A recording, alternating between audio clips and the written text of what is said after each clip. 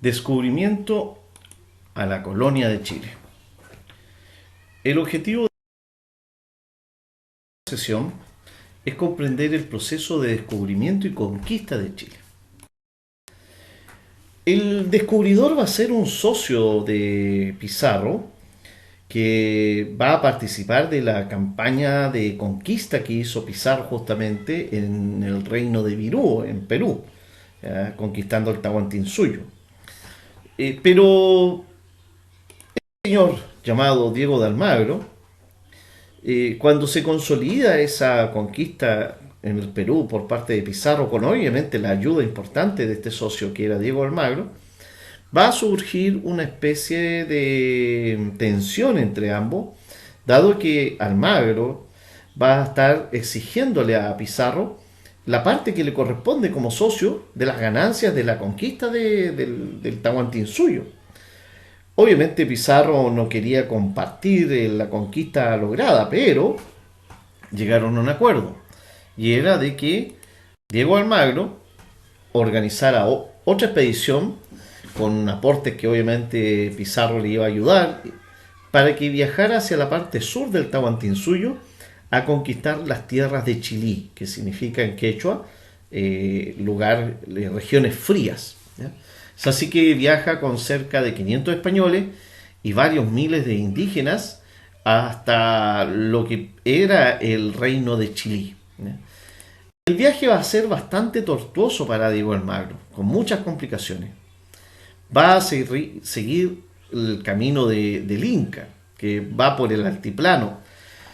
En esta zona, Almagro y sus fuerzas van a sufrir la puna o el soroche, un síndrome bastante desagradable, producto de que al estar a gran altura esta región, tan sobre los 3000 metros sobre el nivel del mar, el oxígeno es escaso y además la presión atmosférica es muy baja.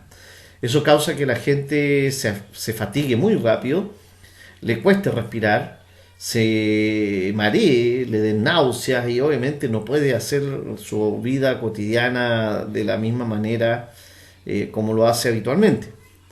Posteriormente va a tener que llegar a un punto donde tuvo que cruzar la cordillera de los Andes para ingresar al valle de cerca de Copiapó.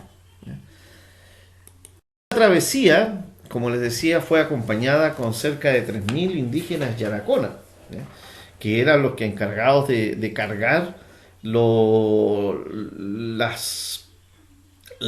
abastos de toda la expedición.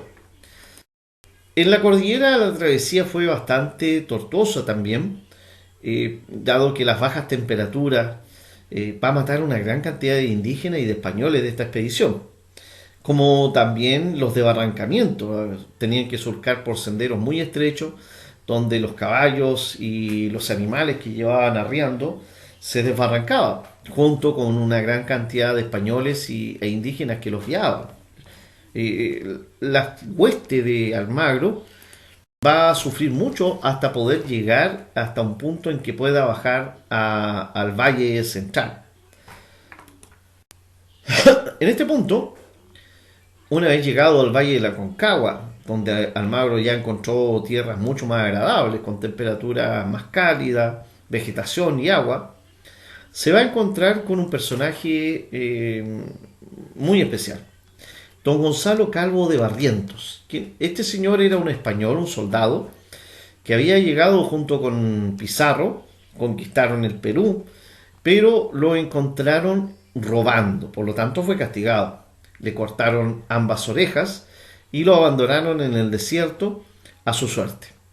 Gonzalo Calvo de Barrientos, pese a sus heridas, pudo cruzar el desierto y llegar hasta las comunidades indígenas que habían en el valle de la zona central. Y fue muy bien acogido por los indígenas porque el aspecto de este señor les llamó mucho la atención. Por primera vez veía un hombre calvo, blanco, con barba y obviamente sin oreja. Entonces eso les hizo pensar que era un ser místico y que tenía ciertas propiedades y por lo tanto lo acogieron bien. Se entrevista con Almagro y Almagro le pregunta si había oros en estas tierras, oro y plata, porque eso es lo que andaba buscando Almagro. Eso fue lo que lo llevó a la conquista del Perú también. Y Gonzalo Calvo de Barriento le grafica que aquí en esta tierra no hay oro. Hay muchos indígenas pobres, como son los picunches, que vivían en condiciones muy básicas y miserables, que habían tierras fértiles y mucha agua, pero no había oro ni plata.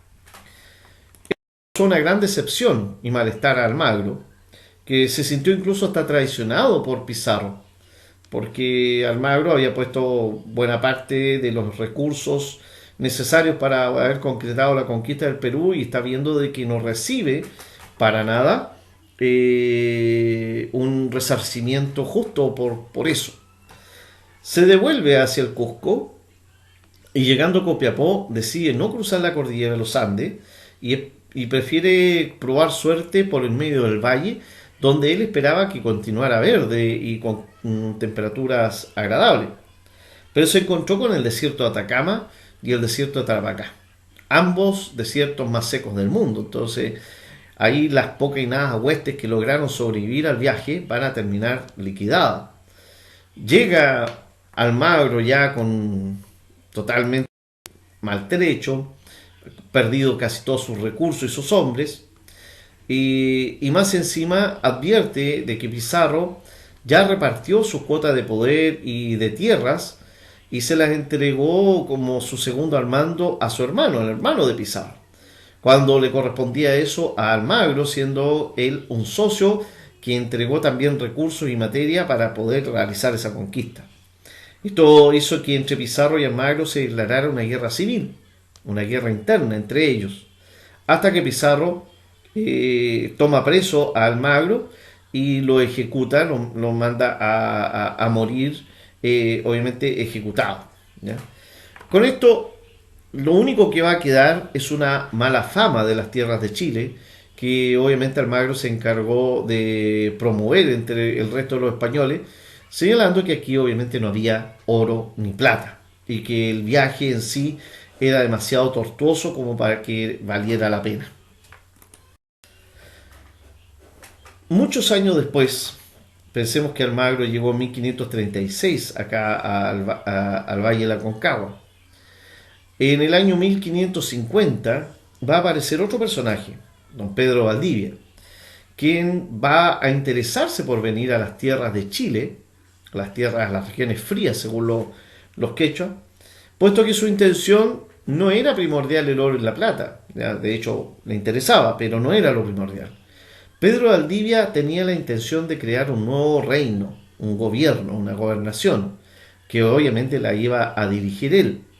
Y su intención era instalarse en nuevas tierras y entregarle tierras a sus soldados para que las cultiven y se instalen también, ¿ya? Que conozcan mujeres indígenas, se casen con ellas en el proceso evangelizador y empezar a crear una ciudad nueva, un nuevo reino. Entonces Pedro de Valdivia va a viajar por el interior con una gran hueste, pero por el mar le va a seguir su socio Francisco Martínez y Alonso de Monroy, que de vez en vez van a parar en las orillas, se van a encontrar y van a poder recibir mercaderías y vituallas para poder continuar el viaje. El viaje de Pedro Valdivia va a partir del Cusco en el año 1540, ¿ya? Y va a llegar hasta el Valle del Mapocho el 12 de febrero de 1541. Le va a tomar casi un año el poder llegar hasta el destino que fue el Valle del Mapocho.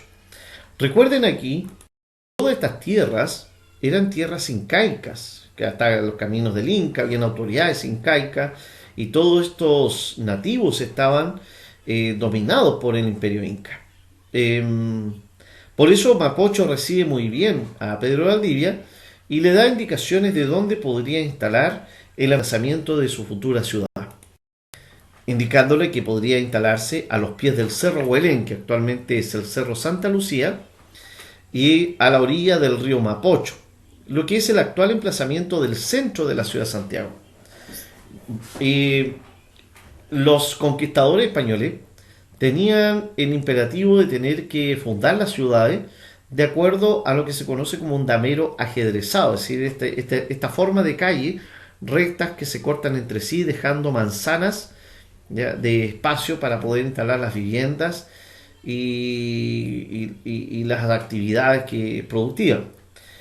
Y esto respondiendo a lo que eran los antiguos campamentos romanos para cuando avanzaban las legiones y se preparaban a descansar, y de esa manera instalaban las carpas donde pernoctaban los soldados, ¿no?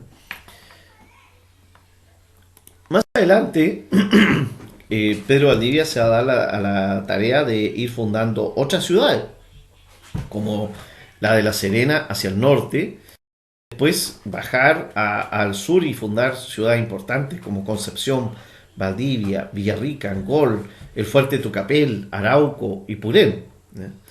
Cuando hace esto, obviamente, ya los indígenas que están en el sur, los araucanos o los mapuches, van a rechazar esta práctica de Pedro Valdivia, generando alzamientos violentos importantes prácticamente en toda la zona.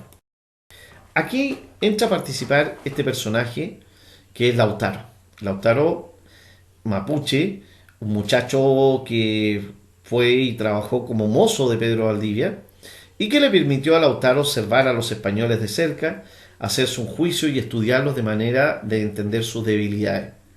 Se dio cuenta, primero que nada, que el caballo y el jinete no eran una sola bestia como pensaban los indígenas, sino que era un jinete, un ser humano que montaba a una bestia que era el caballo, que obviamente ellos no habían visto antes, y que el caballo era un animal dócil y que también lo podían montar los indígenas.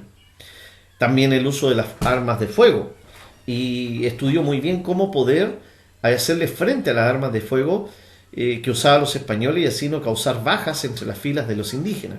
Les enseñó a pelear, a disciplinarse, a desarrollar estrategias que obviamente sirvieron para poder enfrentar a los ejércitos profesionales de España. Otro personaje importante es doña Inés de Suárez, esposa, o mejor dicho, perdón, amante, concubina de Pedro Valdivia. Una mujer que había llegado hasta América buscando a su marido, que venía a colonizar, pero que estando en el Perú recibe la noticia que su marido había fallecido, quedando abandonada a merced de su suerte, pero conociendo a Pedro de Valdivia, quien, siendo casado y teniendo su esposa en España, se enamora de Inés de Suárez y decide traerla en su expedición acá a las tierras de Chile. Lo hace bajo un disfraz de soldado, de joven soldado, puesto que les estaba prohibido traer mujeres en estas primeras expediciones. Pero una vez acá, él la presenta como su pareja y por lo tanto la sociedad o todos los soldados van a saber que es una mujer y la van a aceptar como la concubina de Pedro Valdivia. Ella se tuvo que hacer cargo en una ocasión del fuerte de Santiago, con pocos soldados españoles que se vieron asediados por las turbas de indígenas que obviamente querían expulsarlo. Para mantenerse en el puesto, Inés de Suárez impresiona a los soldados y obviamente también a los indígenas, decapitando con su mano, con su espada, a algunos caciques que tenían cautivos, para así demostrar el valor y el desafío y la decisión que tenía ella de mantenerse en pie luchando hasta el final.